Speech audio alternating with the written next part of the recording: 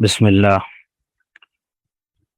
الحمد لله وحده والصلاة والسلام على من لا نبي بعده وعلى آله وصحبه ومن اهتدى بهداه وبعد. إخوة الكرام,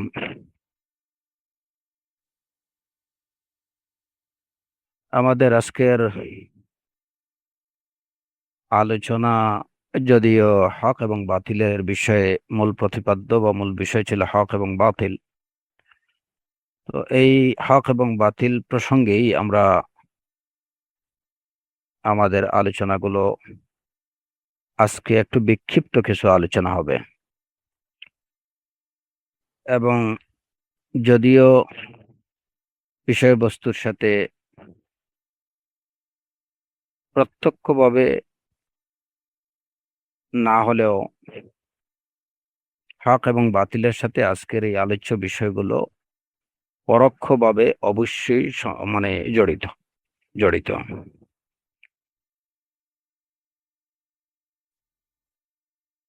আজকে আমরা ইনশাআল্লাহ যে বিক্ষিপ্তভাবে কিছু উসুল এবং কিছু মানহাজ নিয়ে আমরা আলোচনা করব, যেগুলো হচ্ছে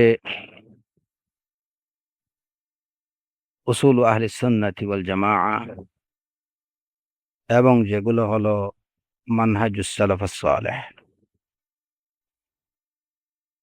তো এই উসুল বা মানহাজ আমরা কেন হক এবং বাতিলের এই শিরোনামের আন্ডারে এই বিষয়গুলো নিয়ে কেন আলোচনা করছি, তার কারণ হচ্ছে যে সঠিকভাবে এই উসুলগুলো এবং এই মানহাজগুলো বুঝতে না পারার কারণে অনেক সময় হক এবং বাতিল একাকার হয়ে যায়। হক থেকে বাতিলকে আলাদা করা কঠিন হয়ে যায়,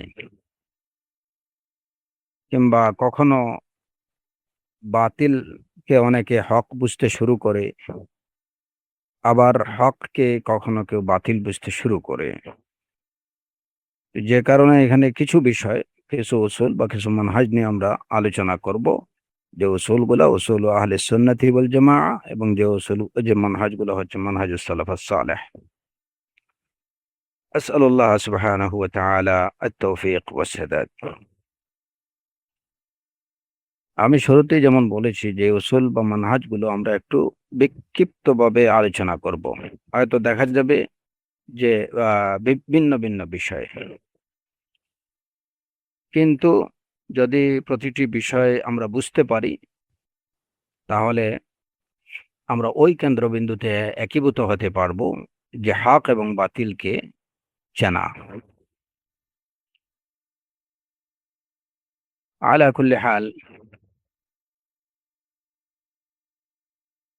যেমন প্রথমে আমরা একটা বিষয় নিয়ে আলোচনা করব, সেটা হচ্ছে তাজরিহ এবং তাহযীর।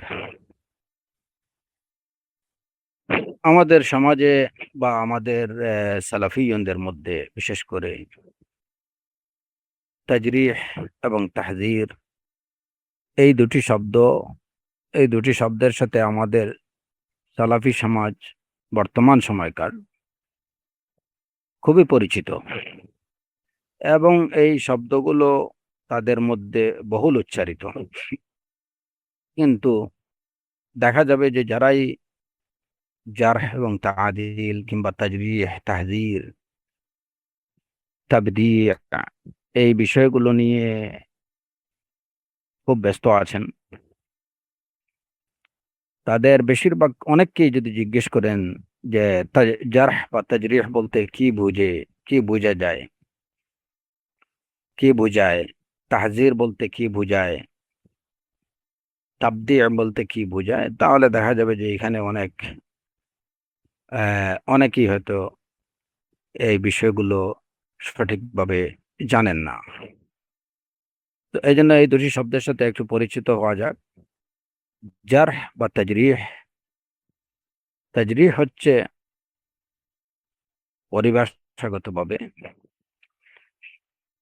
জারহন শাব্দিক অর্থ এটা হলো কোনো আঘাত বা ক্ষত, আঘাত বা ক্ষতকে বলা হয় জারহ। জারাহাতু সিনানে লাহালতিয়ামু ওয়ালা ইয়ালতামু মা জারাহাল লিসানু। যে যদি কাউকে তলোয়ার দিয়ে আঘাত করা হয় তাহলে তলোয়ারের আঘাতে যে ক্ষত হয় এটা ঠিক হয়ে যায়, লাহাল থিয়াম, এটা জুড়ে জুড়ে যায়।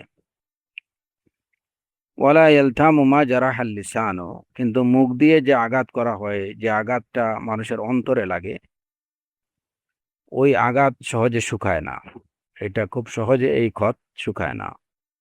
আপনি যদি কাউকে মুখ দিয়ে আঘাত করেন তার অন্তরে লাগে সেই ব্যথাটা, এটা সে সহজে ভুলে যায় না। কিন্তু তলোয়ারের আঘাতটা, এটা বেশ অনেক সহজে এটা শুকায় যায়।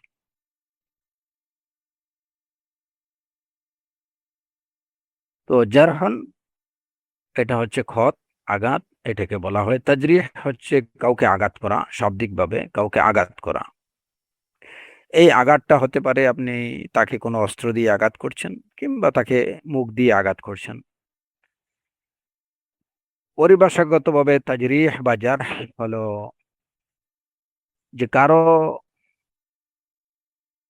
ন্যায়নিষ্ঠতা, সততা, সত্যবাদিতার বিষয়ে আঘাত করা, অথবা কারো মেমোরির বিষয়ে বলা, মেমোরিকে আঘাত করা, যে না উনি উনি মেমোরি লেস হয়ে গেছেন বা তার মেমোরি দুর্বল হয়ে পড়ছে, এটা হলো তাজরিহ। মানে কারো আদালত, তার ন্যায়নিষ্ঠতা, ইনসাফ, সততা, সত্যবাদিতা, আমানতদারি, এই সমস্ত বিষয়কে আঘাত করা। যেমন কারো সম্পর্কে বলা হলো যে ওনার মধ্যে সততা নেই, ওনার মধ্যে সত্যবাদিতা নেই, কিংবা উনি মাঝে মধ্যে মিথ্যা বলেন, কিংবা তার মধ্যে আমানতদারি নেই, তিনি আমানতের খেয়ানত করেন। এই বিষয়গুলা হচ্ছে জারহ বা তাজরিহ। অনুরূপভাবে তার সম্পর্কে বলা যে ওনার মেমোরিটা দুর্বল হয়ে পড়ছে, উনি প্রায় সময় অনেক কিছু ভুলে যান, রিকল করতে পারেন না, কিংবা অনেক সময় দেখা যায় যে উনি ওনার মুখস্থ থেকে কিছু বললে এটা উল্টাপাল্টা কিছু বলে ফেলেন। এই কথাগুলো হচ্ছে কারো সম্পর্কে তাজরিহ। তার আদালতের বিষয় দিয়ে, মানে তার দ্বীনি আদালতের বিষয় অথবা তার জবাবতের বিষয়ে আঘাত করা। তো এই অর্থে, পরিভাষাগত এই অর্থে শাব জারহ কিন্তু তাজরিহ এটা তাবদিয় না। এই অর্থে তাজরিহ তাবদিয় না। কিন্তু আচ্ছা, এবার আমরা তাবদিয় কাকে বলে? তাবদিয় হলো কাউকে বিদআতি বলে সাব্যস্ত করা বা বিদআতি আখ্যা দেয়া, যে লোকটা মুবতাদিআ, এটা হচ্ছে তাবদিয়া। এখানে আরেকটা বিষয়, এটা পরে আমরা তার একটু ডিটেলস আলোচনা করব। তারপরে জেনে রাখা যাক যে তাবদিয়া করা এবং কারো কাজকে বিদআতি কাজ বলা, কোনো কাজকে বিদআতি কাজ, বা কেউ একজন উনি এই কাজটা বিদআতি একটা কাজ করছেন, একথা বলা, এবং কাউকে বলা যে উনি মুবতাদি, এই দুইটার মধ্যে কিন্তু বিস্তর ফারাক আছে, অনেক পার্থক্য।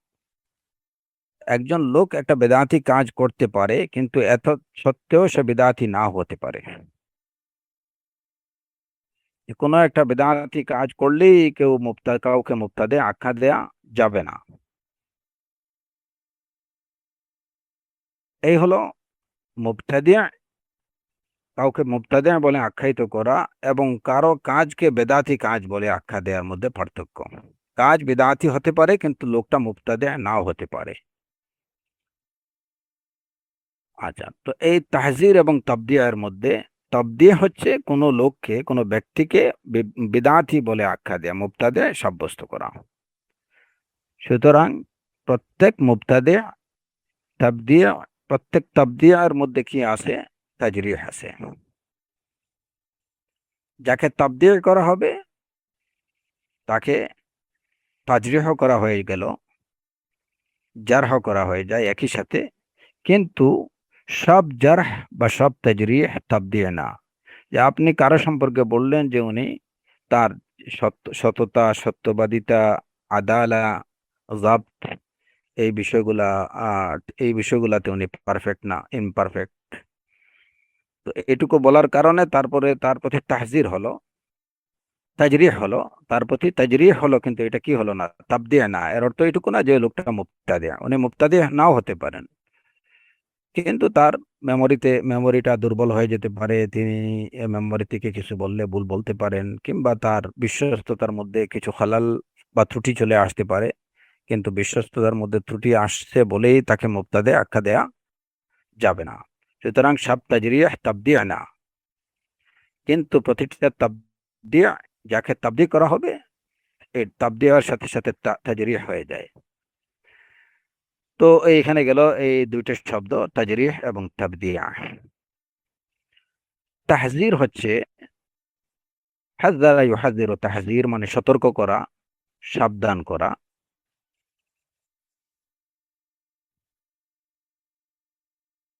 তো তাজরিহের বিষয়ে, তাজরিহটা আমরা বুঝলাম যে এটা জারহ থেকে, যে কারো দ্বীনি বিশ্বস্ততার বিষয়টাকে প্রশ্নবিদ্ধ করা, এটা হচ্ছে তাজরিহ। তাহজির হচ্ছে হাযযারা ইউহাযযিরু, তাহজির মানা, এর অর্থ হচ্ছে সতর্ক করা, সাবধান করা, শাব্দিক অর্থে।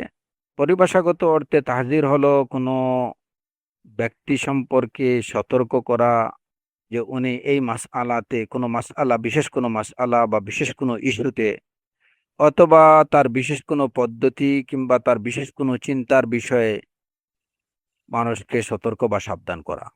কারো বিশেষ কোনো থিওরি যদি থাকে, তার এই থিওরিটা, যে ওনার এই থিওরিটা এটা ঠিক না, তার এই উসলুব ঠিক না, তার এই চিন্তাটা, এই বিষয়ে এই চিন্তা ঠিক না, কিংবা তিনি এই মাসআলার বিষয়ে তিনি যে কথাগুলো বলছেন, আর এই আনসারগুলো সঠিক না, অথবা কোনো বিশেষ ইস্যুতে তার যে মন্তব্য বা তার যে অভিমত বা তার মতামত, এটা ঠিক না।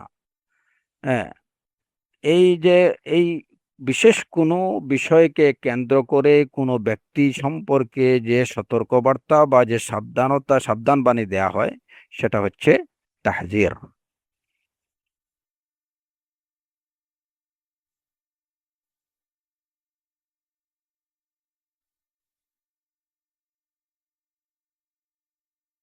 এই পার্থক্যটুকু, যেমন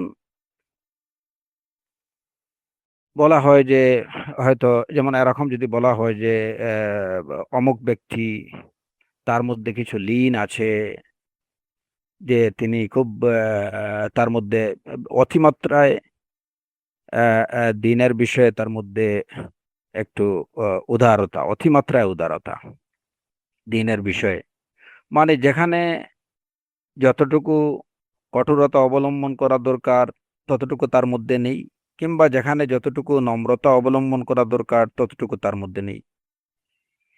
তো এই যে এই বিষয়গুলো, এইটার কারণে কারোর জন্য, কারো প্রতি, কারো সম্পর্কে সতর্ক করা যায়, কিংবা কারো বিষয়ে সাবধান করা যায়, এটা হচ্ছে তাহজির। অথবা যে ফুলান লোক, অমুক ব্যক্তি, তার মধ্যে সিদ্ধা বেশি বেশি, তিনি সর্ববিষয়ে মাত্রাতিরিক্ত কঠোর, এটাও কিন্তু তার বিষয়ে একটা তাহজির। তো এই তাহজিরটা, এটা জেনারেল তাহজির নাও হতে পারে। তাহজিরটা হতে পারে যে বিশেষ কোনো বিষয়ে, যে ওনার মধ্যে কথাবার্তা ওনার ঠিক আছে, বা যে কথাগুলো উনি বলছেন এই কথাগুলো ঠিক আছে, কিন্তু উনি অনেক বেশি নম্রতা অবলম্বন করেন, বা তার মধ্যে এই যে যেটা বেশি, যে উনি অনেক বেশি লিবারেল, এক্সট্রা অর্ডিনারি, মানে লিবারেল উনি, কিংবা এক্সট্রা অর্ডিনারি সিদ্ধা তার মধ্যে আছে, যে উনি যতটুকু কঠোরতা অবলম্বন করা দরকার এর থেকে বেশি তার মধ্যে তিনি কঠোরতা অবলম্বন করেন। এই হিসাবে যে কোনো ব্যক্তি সম্পর্কে এইটুকু বলা যে উনি রাজুল ফিহি সিদ্ধা, বা তার দাওয়াতের মধ্যে কঠোরতা আছে, কিংবা তার দাওয়াতের মধ্যে বেশি উদারতা বা অতিমাত্রায় দুর্বলতা আছে, এই সবগুলোই হচ্ছে তাহজির। কিন্তু তাহজির যদি তাহজির আম না হয়, তাহলে এই তাহজিরটা বুঝতে হবে যে এটা বিশেষ কোনো ক্ষেত্রে বা বিশেষ কোনো মাসআলার ক্ষেত্রে বা বিশেষ কোনো বিষয়ে তার সম্পর্কে একটা সতর্কবাণী কিংবা সাবধান বাণী দেয়া হয়েছে। কিন্তু যদি হয় তাহজিরে আম, তাহজিরে আম কখন দেয়া হয়? যখন একটা লোক সে মুবতাদি হয়ে যায়।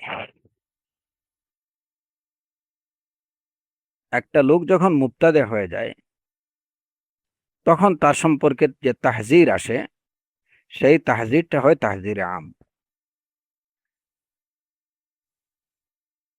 যদি মুবতাদি না হয়, তাকে যদি মুবতাদি আখ্যায়িত না করা হয়, তাহলে এটা বুঝতে হবে যে এই তাহজিরটা ক্ষেত্র বিশেষে, এটা সর্বক্ষেত্রে না।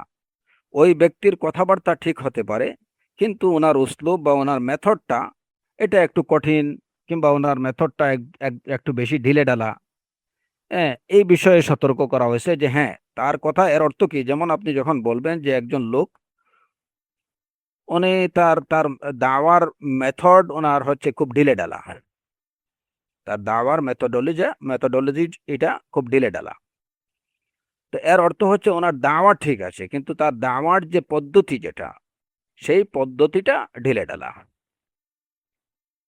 এর অর্থ এইটুকু না যে তার দাওয়া বা তার কথাবার্তাগুলো, তার দিনী কথাবার্তাগুলো ভুল, এটা মিন করে না। অনুরূপভাবে যদি বলা হয় যে এই লোক ওই যে অমুক লোক, ওনার মধ্যে সিদ্ধা আছে, এই সিদ্ধা অর্থ এটা বোঝায় না যে উনি দিনী বিষয়ে বা দিনের বিষয়ে যে কথাবার্তাগুলো বলেন বা তার দাওয়াতটা এটা কি, এটা নেওয়া যাবে না।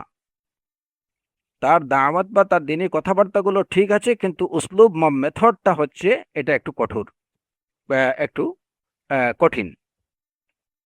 এই জায়গাতে তাকে আরেকটু নম্রতা অবলম্বন করতে হবে, কিংবা যার মধ্যে লিন আছে তাকে আরেকটু কঠোর হতে হবে। বাইনাল ইফরাতি ওয়াত তাফরিত, অতিরিক্ত কঠোর হওয়া এটাও দূষণীয়, অতিরিক্ত নম্র হওয়া, ঢিলেঢালা হয়ে যাওয়া এটাও দূষণীয়। এই মধ্যখানে থাকতে হবে। সুতরাং কারো সিদ্ধার বিষয়ে যদি বলা হয় যে রাজুল শদীদ, কিংবা তার দাওয়ার মধ্যে সিদ্ধা আছে, তাহলে এর অর্থ না যে ওনার দাওয়া বাতিল বা ওনার কথাগুলো, দিনী কথাগুলো শোনা যাবে না, বরং ওনার কথাবার্তা শোনা যাবে।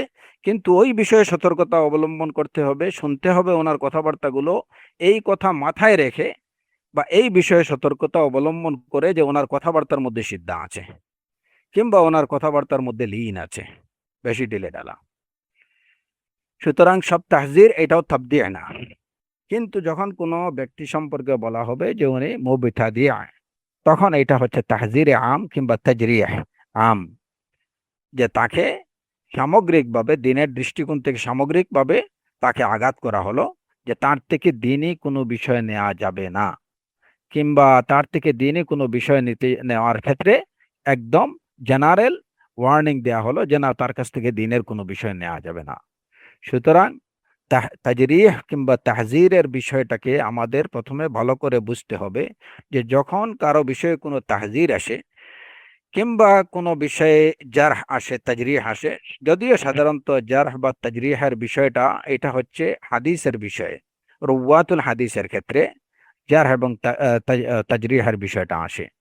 এবং আরেকটা জায়গায় জারহ এবং তাজরিহের বিষয়টা আসে, সেটা হচ্ছে কাজীদের সামনে যখন কোনো সাক্ষী প্রমাণের বিষয় আছে, তখন সাক্ষীর বিষয়ে তাজরিহের বিষয়টা বা তাদিলের বিষয়টা আসে, যে যিনি কোর্টে সাক্ষী দিতে আসছেন, ওই লোকটার সাক্ষী এটা গ্রহণযোগ্য কিনা, এই লোকটা কোনো ফাসিক ফাজির কিনা, তার শাহাদা এটা মকবুল না মারদুদ, এই বিষয়গুলা কি করতে হয়, দেখতে হয়। তখন এই জারহ এবং তাজরিহের বিষয়টা আসে। তো এতে বোঝা গেল যে সাধারণত জারহ বা তাজরিহের বিষয়টা এটা রুওয়াতুল হাদিস বা হাদিসের ন্যারেটেডদের বিষয়ে এটা প্রযোজ্য। এবং আরেকটা জায়গায় প্রযোজ্য, সেটা হলো কুদাতদের কাছে, জাস্টিসদের কাছে, বিচারকদের কাছে। হ্যাঁ, যখন তারা কোনো সাক্ষী প্রমাণ গ্রহণ করতে যাবেন, তখন জারহের বিষয়টা আসে, তাদিলের বিষয়টা আসে। নতুবা সাধারণত যে বর্তমান সময়ে কারো সম্পর্কে জারহ বা তাদিলের এই প্রেক্ষাপটটা আসলে নেই বললেই চলে। এবং এই বিষয় এটাই হচ্ছে আমাদের উলামায়ে কেরামদের কথা, যে জারহ এবং তাদিল ফিল হাদিস ও ফি রুওয়াতিল হাদিস ও ফিল মাহকামা ইনদাল কুদাত ইনদা শাহাদা।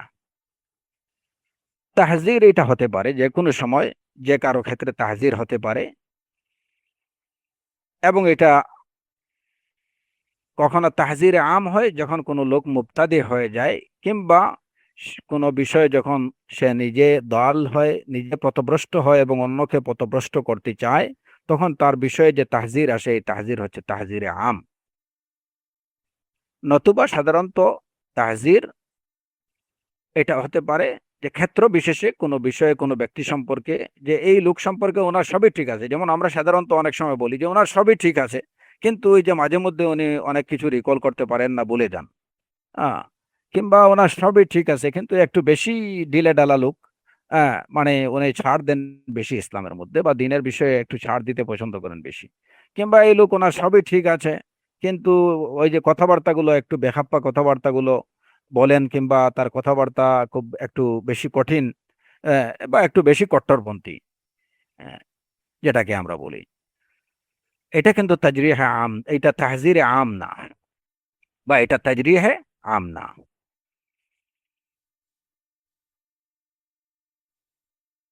এটা এই বিষয়গুলো, এই বিষয়টা অবশ্যই আমাদের সবার মনে রাখা দরকার।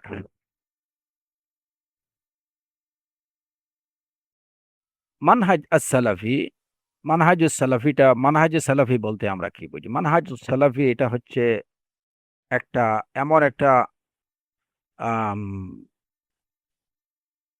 আহ, তরতাজা একটা উসলুব বা একটা পদ্ধতি, যেটা একদম কুরব কিয়ামতিস সাআ, কিয়ামত সংগঠিত হওয়ার আগ পর্যন্ত এই মানহাজটা, এটা সবসময় সতেজ এবং পরিচ্ছন্ন থাকবে।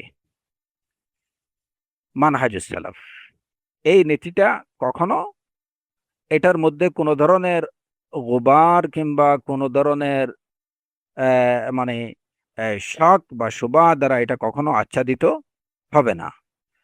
অর্থাৎ মানহাজুস সালাফটা হচ্ছে একটা ক্লিয়ার কাট, ক্রিস্টাল ক্লিয়ার একটা নীতি, একটা পদ্ধতি, একটা পথ, যেটা কিয়ামতের পূর্ব পর্যন্ত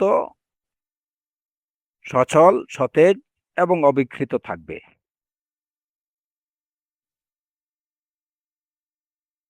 এই বিষয়টা রাসূলুল্লাহ সাল্লাল্লাহু আলাইহি ওয়াসাল্লামের হাদিস দ্বারা প্রমাণিত। লা তাজালু তাইফাতুম মিন উম্মতি যাহিরিনা আলাল হক, যাহিরিনা আলাল হক আই কাইমিনা আলাল হক, লা ইয়াদুররুহুম মান খাযালাহুম ওয়ালা মান খালাফাহুম হাত্তা ইয়াতিয়া আমরুল্লাহ ওয়া হুম আলা যালিক। কিয়ামত পর্যন্ত আমার উম্মতের একটা ছোট্ট দল হকের উপরে সুপ্রতিষ্ঠিত থাকবে। যাহিরিন আল হক, এবং এই হকের উপরে তারা কিভাবে সুপ্রতিষ্ঠিত থাকবে, সেটা হচ্ছে মানহাজুস সালাফের অনুসরণের মাধ্যমে। মানহাজুস সালাফের অনুসরণের মাধ্যমেই কিয়ামত পর্যন্ত রাসূলুল্লাহ সাল্লাল্লাহু আলাইহি ওয়াসাল্লামের উম্মতের মধ্য থেকে একটা ছোট্ট দল সত্যের উপরে সুপ্রতিষ্ঠিত থাকবে। লা ইয়াদুররুহুম মান খাযালাহুম ওয়ালা মান খালাফাহুম, যারা তাদের থেকে সরে যাবে কিংবা বিচ্ছিন্ন হয়ে যাবে কিংবা যারা তাদের বিরোধিতা করবে, তারা তাদের কোনো ক্ষতি করতে পারবে না। তারা এই হকের উপরেই থাকবেন, কিয়ামত পর্যন্ত এরা হকের উপরেই থাকবেন।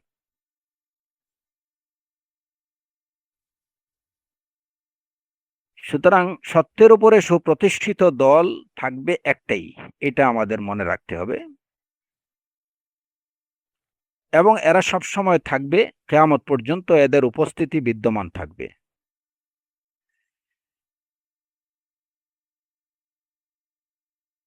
এবং বিরোধিতাকারীরা তাদের কোনো ক্ষতি করতে পারবে না। যারা তাদের থেকে চলে যাবে তারা, তাতেও তাদের কোনো ক্ষতি হবে না। তারা হকের উপরে সুপ্রতিষ্ঠিতই থাকবেন। এই দলটাই হচ্ছে আত-তাইফাতুন নাজিয়া, এই দলটাই হচ্ছে আত-তাইফাতুল মানসুরা, এই দলটি হচ্ছে আহলুস সুন্নাহ ওয়াল জামাআহ, এই দলই হচ্ছে as-সালাফিয়া। যারা সালাফে সালেহিন রাদওয়ানুল্লাহি আলাইহিম আজমাইনদের মানহাজের উপরে থাকবেন এবং তাদের মানহাজ অনুযায়ী কোরআন এবং সুন্নাহকে তারা আঁকড়ে ধরবেন, যে কারণে তাদের পথভ্রষ্ট হওয়ার কোনো সম্ভাবনা থাকবে না।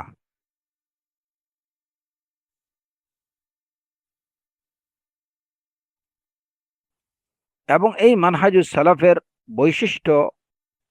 বৈশিষ্ট্যের মধ্যে অন্যতম বৈশিষ্ট্য যেটা, প্রথমত তারা কোরআন এবং সুন্নাহকে আঁকড়ে ধরবেন মানহাজুস সালাফ অনুযায়ী, ফাহমুস সালাফ সালেহ অনুযায়ী, সালাফে সালেহিনের ফাহাম অনুযায়ী তারা কোরআন এবং সুন্নাহকে তারা অনুসরণ করবেন। এটা হচ্ছে তাদের প্রথম বৈশিষ্ট্য, যে কারণে তাদের সত্য থেকে বিচ্যুত হওয়ার কোনো সম্ভাবনা থাকবে না। এই দলের আরেকটা বৈশিষ্ট্য হলো, তারা কোনো একজন ব্যক্তির, একমাত্র রাসূলুল্লাহ সাল্লাল্লাহু আলাইহি ওয়াসাল্লাম ব্যতীত অন্য কোনো ব্যক্তির কথার উপরে, কোনো একজন ব্যক্তির কথা তারা আঁকড়ে ধরে থাকেন না। তারা বিশেষ কোনো মাযহাবের প্রতি মুতাআসসিব হন না, অর্থাৎ তারা কোনো রাসূল সাল্লাল্লাহু আলাইহি ওয়াসাল্লাম ব্যতীত অন্য কোনো ব্যক্তির তাকলিদ তারা করেন না, অন্য কোনো একটি মাযহাবের তাআসসুব করেন না, বা অন্য কোনো একটা মাযহাবের তাকলিদ তারা করেন না। যেমন ব্যক্তির তাকলিদ তারা করেন না, কোনো মাযহাবের তাকলিদ তারা করেন না। এবং যদি তার বিরোধীর কাছ থেকেও, তার বিরোধিতাকারী কারো কাছ থেকেও হক আসে, তাহলে তারা এটাকে গ্রহণ করতে দ্বিধাবোধ করেন না।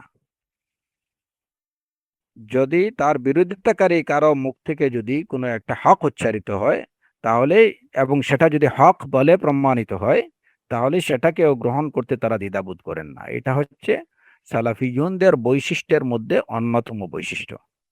তারা কোনো ব্যক্তির তাকলিদ করেন না, কোনো মাযহাবের প্রতি তারা তাআসসুব বা এই যে গোলামি করেন না। তারা যদি তার বিরোধিতাকারী কারো কাছ থেকেও কোনো সত্য পাওয়া যায়, ওইটাকে গ্রহণ করতে, এবং সেটা যদি সত্য বলে প্রমাণিত হয়, তাহলে সেটাকে গ্রহণ করতে দ্বিধাবোধ করেন না, যে না অমুক বলছে, তার সাথে তো আমার ঝগড়া আছে, ওর কথা শুনবো কেন। ওদের মধ্যে এই বৈশিষ্ট্য বা এই স্বভাব থাকে না।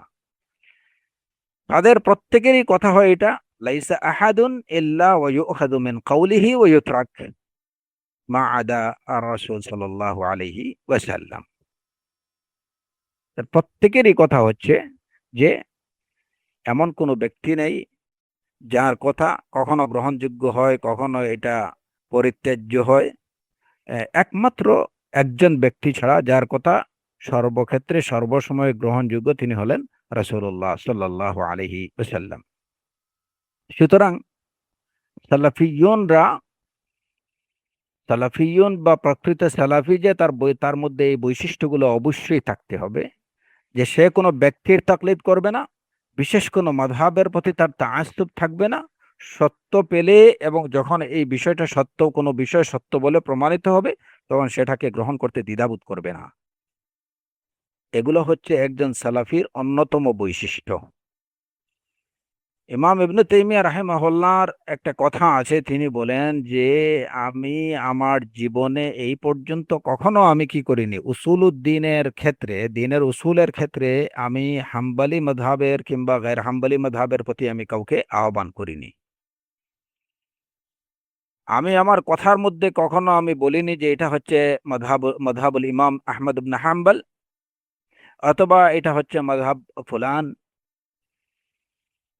আমি কেবলমাত্র ওই বিষয়গুলাই উল্লেখ করি যে বিষয়গুলোর উপরে সালাফে উম্মাহ, যারা সালাফে সালেহিনরা ঐক্যমত্য, সালাফে সালেহিনের আইম্মারা, সালাফে সালেহিনরা এবং এই উম্মতের আইম্মারা যে বিষয়গুলো ঐক্যমত্য পোষণ করেছেন, আমি ওই বিষয়গুলোই উল্লেখ করি।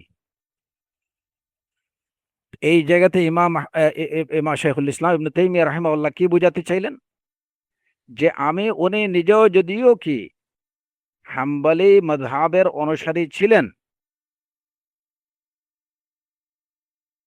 হাম্বলি মাযহাবের অনুসারী বলতে এইটুকু না যেটা আমরা বুঝি যে হানাফি মাযহাবের অনুসারীদের মতো কিংবা অন্য শাফিঈ মাযহাবের অনুসারীদের মতো, এটা না।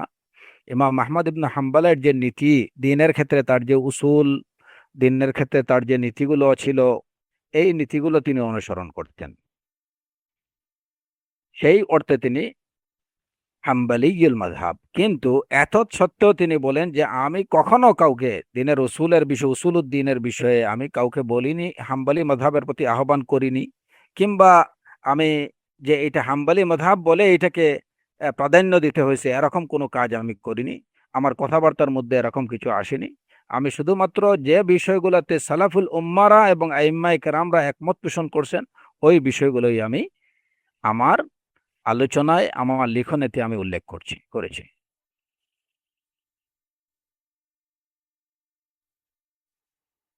এই হলো শাইখুল ইসলাম ইবনে তাইমিয়া রাহিমাহুল্লাহর কথা। তাহলে কি বোঝা গেল, যে যদিও আমরা কারো প্রতি আমাদের কোনো দুর্বলতা থাকে, বা কারো প্রতি কোনো কোনো আলেমে দ্বীনের আমার কাছে তার স্বাভাবিকভাবে আমার উস্তাদ যারা আছেন তাদের প্রতি আমার অন্তরে তাদের প্রতি একটা মহাব্বা, একটা আলাদা স্থান থাকবে, এটা স্বাভাবিক, এটা থাকবেই। কিন্তু যখন দ্বীনের বিষয় আসবে, দাওয়ার বিষয় আসবে, তখন সেই জায়গাতে আমার এই যে অন্তরের যে দুর্বলতা, যেটা তাদের প্রতি আমার যে তাজিম বা মোহাব্বা যেটা, হ্যাঁ, এটা অবশ্যই আমার অন্তরে থাকবে। কিন্তু আমার দ্বীন এবং দাওয়ার ক্ষেত্রে আমি তাদের এই বিষয়টা, আমি যে তাদের প্রতি আমি আহ্বান করব, এই কাজটা কখনো করা যাবে না। কারণ দাওয়া সালাফিয়া হচ্ছে দাওয়া ইলাল কিতাবি ওয়া ইলাস সুন্নাহ, দাওয়া ইলাল কিতাব ও ইলাস সুন্নাহ হাসবা ফাহমে সালাফিল উম্মাহ। বাস।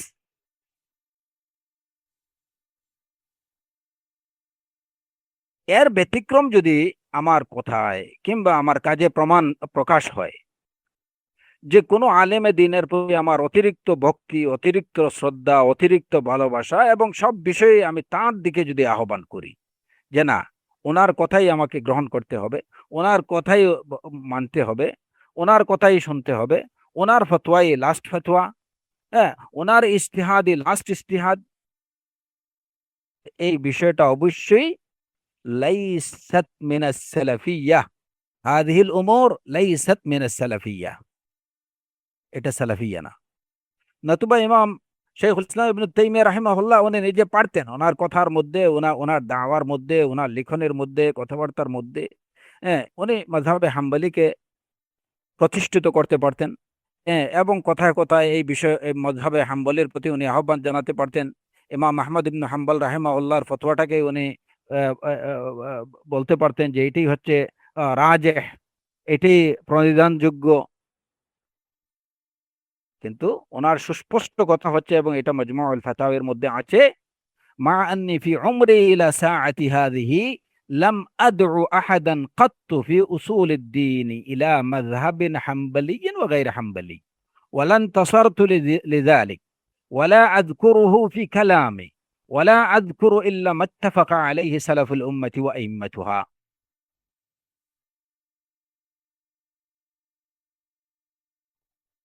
আমাদের সর্ববিষয়ে আমাদের উলামায়ে কেরাম, আইম্মায়ে কেরামদের নীতি অনুসরণ করে চলা উচিত। হ্যাঁ, অবশ্যই আমার উস্তাদ যারা, তাদের আমার অন্তরে তাদের প্রতি এক্সট্রা, যাদের কাছে আমি সরাসরি পড়েছি, যাদের থেকে আমি নলেজ নিয়েছি, হ্যাঁ, তাদের প্রতি আমার অন্তরের মধ্যে একটা এক্সট্রা অর্ডিনারি ভালোবাসা, একটা অবশ্যই তাদের প্রতি আমার তাজিম। তুলনামূলকভাবে যাদের সাথে আমার দেখা হয়নি, যাদের থেকে আমি সরাসরি এলিম নিতে পারিনি, তাদের তুলনায় যাদেরকে সরাসরি দেখছি, যাদের টাচে সরাসরি ছিলাম, ওনাদের প্রতি আমার অন্তরের মধ্যে একটু বেশি মহাব্বত থাকবে। এটা মহাব্বত তাবেইয়া, এবং যদিও এই মহাব্বাটা দিনের নিসবতে, সে কারণে এই মহাব্বাটা শারঈয়াও বটে। তো এটা এটা থাকবে, কিন্তু তাই বলে আমি যখন দিন এবং দাওয়ার বিষয় হবে, তখন কোনোভাবেই আমি এটা বলতে পারবো না যে শুধুমাত্র আমার উস্তাদের কথাই হবে ফাইনাল কথা এবং এটাই অন্য সবাইকে মানতে হবে, এবং আমি আমার উস্তাদের কথার বাইরে, আমার শায়েখের কথার বাইরে অন্য কোনো শায়েখের কথা আমি শুনতে চাই না। এই বিষয়টা অবশ্যই সালাফি নীতির বাইরে। ইমাম ইবনুল কাইয়িম রাহিমাহুল্লাহ তিনি আরো চমৎকার ভাবে এই বিষয়টা বলেছেন।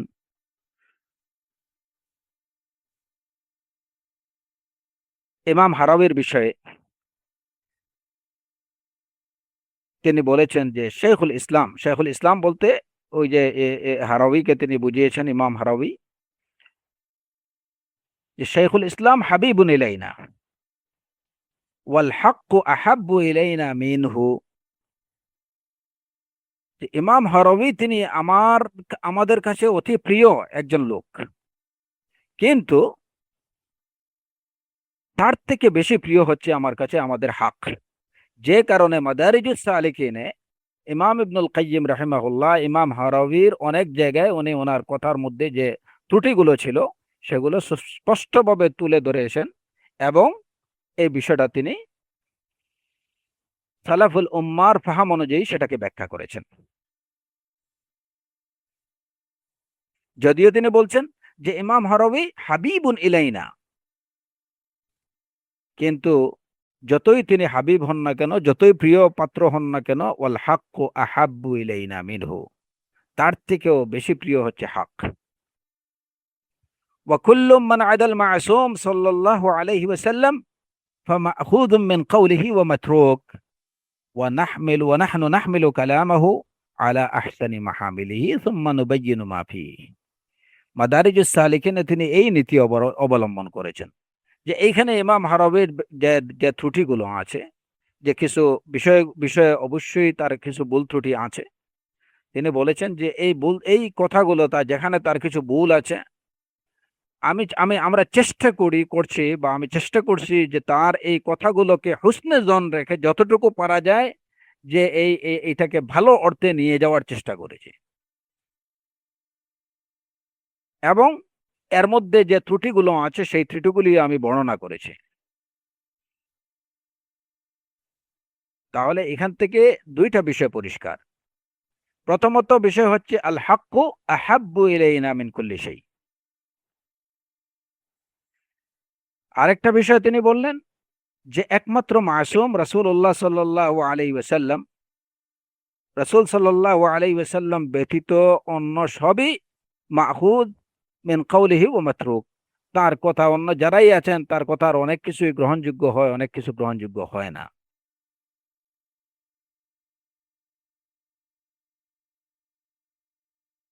আর তৃতীয় বিষয় হচ্ছে যে যখন আমরা কোনো আলেমে দ্বীনের কথাবার্তার মধ্যে তার থেকে ভুল হতে পারে, বিচ্যুতি হতে পারে, যেহেতু রাসূল সাল্লাল্লাহু আলাইহি ওয়াসাল্লাম ব্যতীত অন্য কেউই মাসুম না। সুতরাং যদি কোনো আলিমে দ্বীন থেকে কোনো ত্রুটি বা বিচ্যুতি হয় তার লিখনের মধ্যে বা কথার মধ্যে, তাহলে প্রাথমিকভাবে হুসনে জান রেখে চেষ্টা করতে হবে যে তার এই কথাটার একটা ভালো এবং সঠিক ব্যাখ্যা দেয়া যায় কিনা সেই চেষ্টা করতে হবে। যে হতে পারে যে তিনি তার এই কথা দ্বারা এই কথাটি বুঝাতে চেয়েছেন, তিনি এই কথা দ্বারা এই বিষয়টা বুঝাতে চেয়েছেন। নাহনু নাহমিলু কালামাহু আলা আহসানি মাহামিলিহি।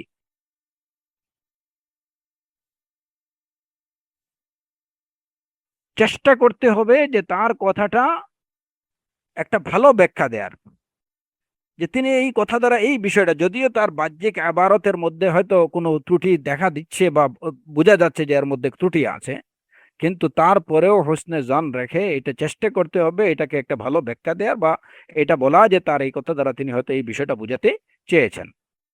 যতক্ষণ পর্যন্ত সম্ভব হয় সেই চেষ্টা করতে হবে। হ্যাঁ, তবে যদি ভুল যেটা থাকে অবশ্যই সেই ভুলকে ভুলই বলতে হবে।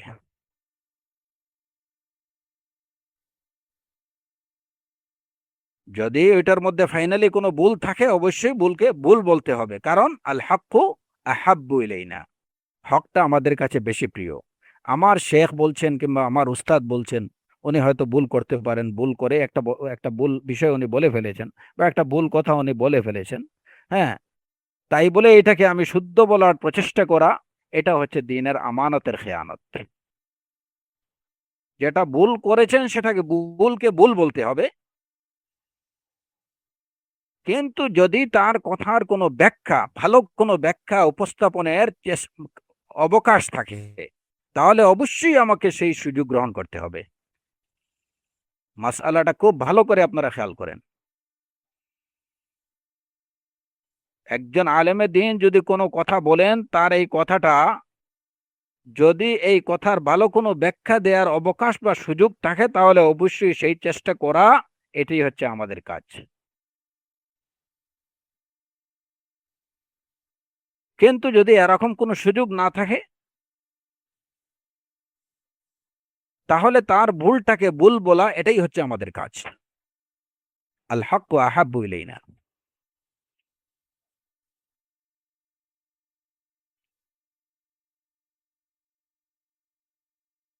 এটা তো গেল সাধারণ আইম্মাই মানে উলামায়ে কেরাম বা আইম্মায়ে কেরামদের বিষয়। এমন কি যদি কেউ বলে যে দিন কেবলমাত্র আইম্মায়ে আরবাদের থেকে নিতে হবে, যে ফিকহের বিষয়গুলো কেবল আইম্মায়ে আরবার কথা মধ্য থেকে যে কোনো একজনের কথা নিতে হবে, তাহলে এই কথাটাও কিন্তু ভুল।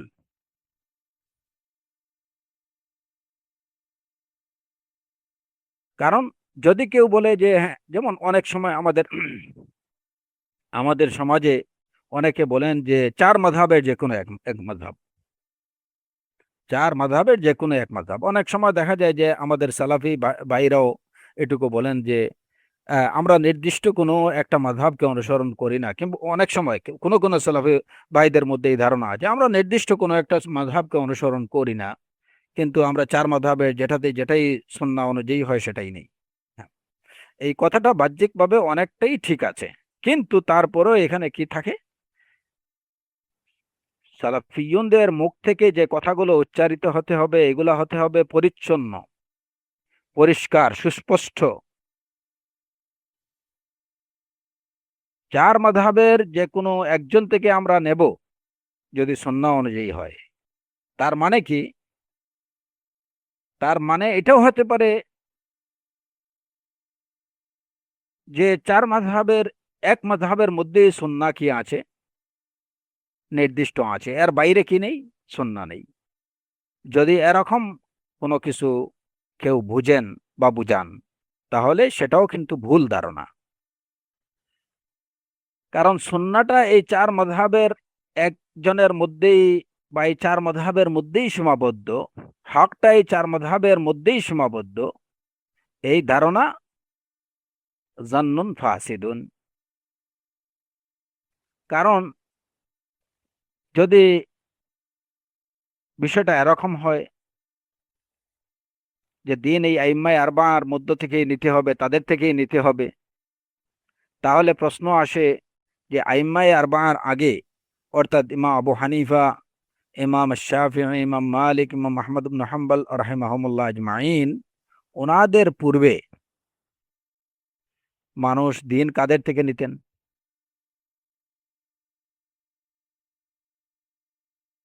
সুতরাং দিনকে এই চার মাযহাবের মধ্যেই সীমাবদ্ধ করা, এটা হচ্ছে জন্নুন ফাসিদ, এটা একটা ভুল ধারণা।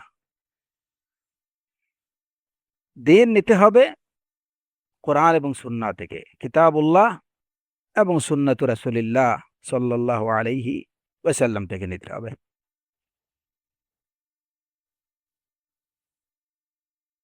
দ্বীনের মানবা হচ্ছে এই দুটো বিষয়, আল কিতাব ওয়াস সুন্নাহ। রাসূলুল্লাহ সাল্লাল্লাহু আলাইহি ওয়াসাল্লাম বলেছেন, তারাকতু ফীকুম আমরাইন লান তাদিল্লু মা ইন তামাসসাকতুম বিহিমা, কিতাবাল্লাহ ওয়া সুন্নতি। তো দ্বীনের মানবা বা উৎস হচ্ছে এই দুটো, এই দুটো বিষয়, কিতাবুল্লাহ এবং সুন্নাতু রাসূলিল্লাহ। এবং দিন আইম্মায়ে আরবাআর মধ্যে সীমাবদ্ধ না। শেখ বিন বাজ রাহিমাহুল্লাহ তিনি এই বিষয়টা আরো স্পষ্টভাবে বলছেন যে লাইসাল ইলমু মাকসুরান ফিল মাযাহিবিল আরবাআ, ইলম শুধুমাত্র মাযাহিবে আরবাআর মধ্যে সীমাবদ্ধ না, বাল হুনাকা মাযাহিব উখরা مثل التابعين واتباع التابعين والأئمة المعروفين من أهل العلم غير الأربعة। অনেক মাযহাব আছে তাবেঈনদের মধ্যে, আতিবাউ তাবেঈন, হ্যাঁ, তাদের থেকে ইলম নিতে হবে। তো ইলমটা মকসুর মাযহাব আরবাআর মধ্যে না। হুনাকা আউজাঈ, হুনাকা সাউরি, হুনাকা ইসহাক ইবনে রাহওয়াই, ওয়া হুনাকা আইম্মা কিবার লাহুম আরা ওয়া লাহুম মালুমাত নাকালাহা আল উলামা আনহুম। ইমাম আউজাঈ, ইমাম সুফিয়ান সাউরি, ইসহাক ইবনে রাহওয়াই, এরকম আরো অনেক বড় বড় আইম্মায়ে কেরাম রয়েছেন দ্বীনের বিষয়ে যাদের অভিমত আছে, বা যারা দ্বীনের বিষয়গুলো ব্যাখ্যা করেছেন, দ্বীনের বিষয়ে তাদের থেকে অনেক জ্ঞান রয়েছে, তারা উম্মাহকে অনেক দ্বীনের বিষয়ে অনেক অনেক ইলম প্রোভাইড করেছেন। ফিকহে দ্বীনের বিষয়ে তাদের থেকে ইলমে দ্বীনের ফিকহে দ্বীন তাদের থেকে প্রমাণিত আছে। হ্যাঁ, তো এই চারজন ছাড়াও তাবেঈন, আতিবাউ তাবেঈনদের মধ্যে আরো অনেক আইম্মায়ে কেরাম রয়েছেন, এবং তাদের পরে আরো যে সমস্ত মারুফ উলামায়ে কেরাম রয়েছেন, আইম্মায়ে কেরাম রয়েছেন, অনেকেই আছেন যাদের ইলমের দ্বারা জাতি উপকৃত হচ্ছে এবং হয়েছে। সুতরাং ইলমটাকে কখনো আইম্মায়ে আরবাআর মধ্যে মাকসুর করা যাবে না।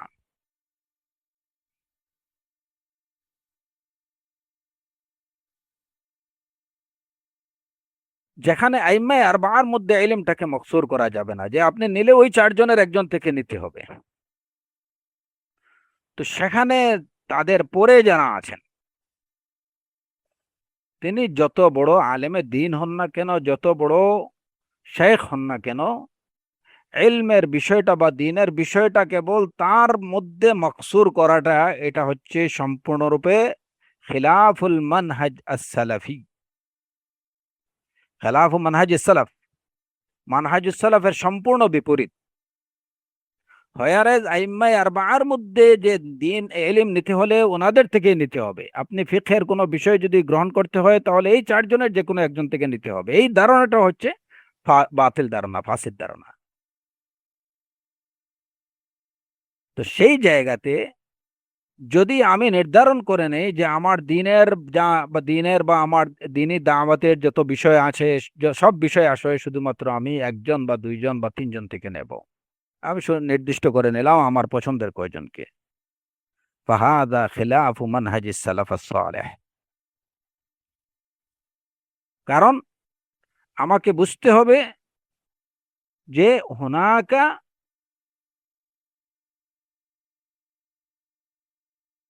আইম্মাতুন উখরা, আইম্মা মারুফিন, উলামা মারুফিন গায়রাহুম। আমি যাদের অনুসরণ করছি বা যাদের কথা নিচ্ছি তাদের ছাড়াও আরো অনেক উলামায়ে কেরামরা আছেন, আরো অনেক কিবার কিবার আছেন। এই বিষয়টা আমাকে মাথায় রাখতে হবে। সুতরাং লাইসাল ইলমু মাকসুরান ফিল মাযাহিবিল আরবা'a, লাইসাল ইলমু মাকসুরান ফিল মাশাইখিল মুতাআদ্দিদা,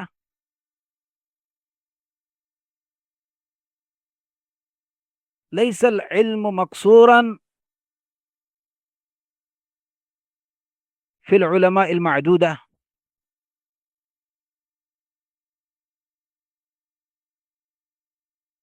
لأن هناك علماء آخرون معروفين بالعلم والزهد والتقى।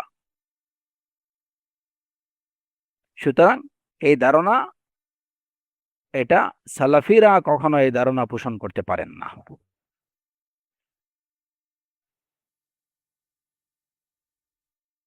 আহলুল ইলম, আহলুল বসীরা, তাদের কাজ কি? তাদের কাজ হচ্ছে যে যখন কোনো বিষয়ে মানুষ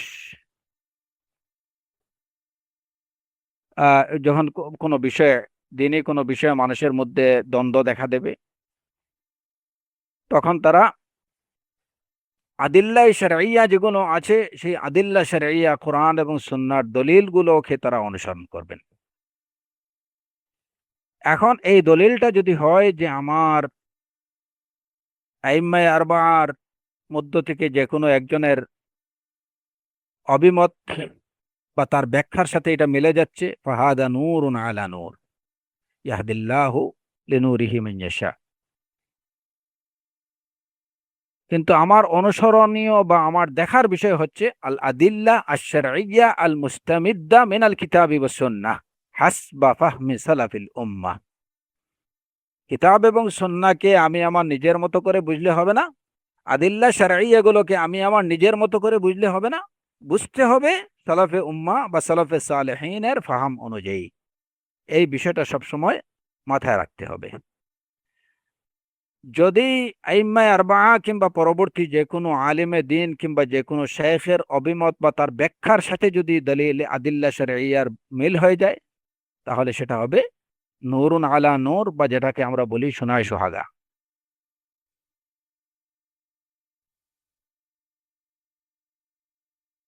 আমার ইমামের, আমার শেখের, আমাদের উলামাদের কথা যদি সেটা দলিলে শরঈর মুআফিক হয়, অবশ্যই সেটাকে গ্রহণ করতে হবে। যদি মুখালিফ হয়, তাহলে তার কথাকে ছেড়ে দিতে হবে, দলিলের অনুসরণ করতে হবে। কোরআনে কারিমে আল্লাহ আযজা ওয়া জাল্লা এই নির্দেশই দিয়েছেন, ফাইন তানাযা'তুম ফি শাইইন ফারুদ্দুহু ইলাল্লাহি ওয়ার রাসূল। যদি কোনো বিষয়ে তোমরা বিবাদে লিপ্ত হও, তাহলে সেটাকে প্রত্যাবর্তন করো আল্লাহর দিকে এবং রাসূলের দিকে। আল্লাহর দিকে মানে কিতাবুল্লাহর দিকে, রাসূলের দিকে মানে সুন্নাতের দিকে। ওমা ইখতালাফতুম ফীহি মিন শাইইন ফাহুকমুহু ইলাল্লাহ। এই বিষয়ে উলামা মানে উম্মতের ইজমা, কারো কোনো দ্বিমত নেই যে মাসাইলুল খিলাফ যেগুলো আছে, এগুলা অবশ্যই ইয়াজিবু রাদ্দুহা ইলা কিতাবিল্লাহ আও ইলা সুন্নতি রাসূলিল্লাহি সাল্লাল্লাহু আলাইহি ওয়াসাল্লাম। যেটা কোরআন এবং সুন্নাহর মুআফিক হবে সেটা গ্রহণ করব, যেটা মুখালিফ হবে সেটাকে ছেড়ে দেব। কিন্তু শেখ ইবনে বাজ রাহিমাহুল্লাহ বলছেন, আম্মাল ইখতিসার আলাল মাযাহিবিল আরবাআতি ওয়া তাকলিদিহা ওয়া তাআসসুব লাহা ফালাইসা মিন শা'নি আহলিল ইলম। শুধুমাত্র মাযাহিবে আরবা'র মধ্যে সীমাবদ্ধ থাকা, এটার প্রতি কোনো তাআসসুব করা, এটা আহলুল ইলমদের শান না। তাআসসুব হবে রাসূলুল্লাহ সাল্লাল্লাহু আলাইহি ওয়াসাল্লামের জন্য, তাআসসুব হবে কিতাবুল্লাহর প্রতি, তাআসসুব হবে সুন্নাত রাসূলিল্লাহর প্রতি, তাআসসুব হবে সালাফুল উম্মাহর প্রতি। এছাড়া অন্য কোনো বিষয়, কোনো ব্যক্তির প্রতি তাআসসুব করা যাবে না। আম্মা মা দুনা যালিক ফাআরুন আন তাতাআসসাবা লাহু আইয়ান কানা হাদা শাখস। কারণ কি, ওই ব্যক্তি এই যে কিতাবুল্লাহ, সুন্নাত রাসূলিল্লাহ এবং সালাফুল উম্মাহ ব্যতীত অন্য কারো প্রতি দ্বীনের বিষয় গ্রহণের ক্ষেত্রে তাআসসুব করা যাবে না। কারণ অন্য যারাই আছেন ইউখতিউ ওয়া ইউসিব, এরা প্রত্যেকের মধ্যে ভুল এবং শুদ্ধ দুটো করারই সম্ভাবনা আছে। একমাত্র রাসূলুল্লাহ সাল্লাল্লাহু আলাইহি ওয়াসাল্লাম ব্যতীত আর কেউই মাসুম না, নিষ্পাপ না। কারো কথায় ভুল ত্রুটির ঊর্ধ্বে না। ভুল ত্রুটির ঊর্ধ্বে একজনেরই কথা, তিনি হচ্ছেন রাসূলুল্লাহ সাল্লাল্লাহু আলাইহি ওয়াসাল্লাম। এই বিষয়টা আমাদের মাথায় রাখতে হবে। এবং বিশেষ করে যখন আপনি আমি আমাদেরকে নিজেদেরকে সালাফি বলে পরিচয় দেব, তখন অবশ্যই এটা বুঝতে হবে যে আমাদের উলামারা, আমাদের আইম্মায়ে কেরামরা, অবশ্যই তারা, তাদের প্রতি আমাদের মহাব্বা, তাদের প্রতি আমাদের সম্মান, ভালোবাসা অবশ্যই তাদের প্রতি রাখতে হবে। কিন্তু এর অর্থ এইটুকু না যে তাদেরকে ওই শান দেব বা ওই মর্যাদা দেব যে মর্যাদার অধিকারী হলেন রাসূলুল্লাহ সাল্লাল্লাহু আলাইহি ওয়াসাল্লাম।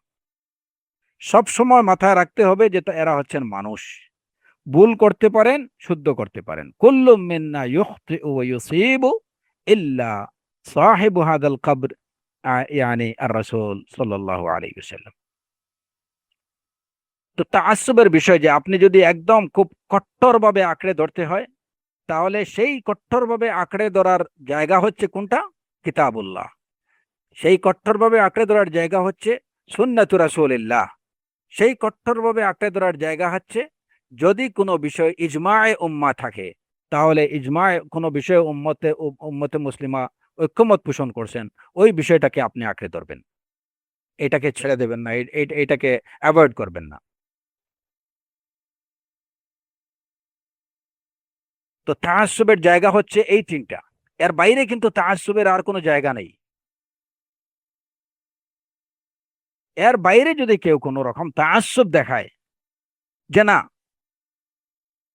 ইমাম আবু হানিফা রাহিমাহুল্লাহর কথা, ওনার ফতোয়াই গ্রহণ করতে হবে, ওনার অভিমতটাকেই মানতে হবে, উনি যা বলছেন এটাই কথা, হ্যাঁ, উনি যেহেতু বলছেন সুতরাং আর কারো কথা শোনার দরকার নেই, এগুলা হচ্ছে তাআসসুব।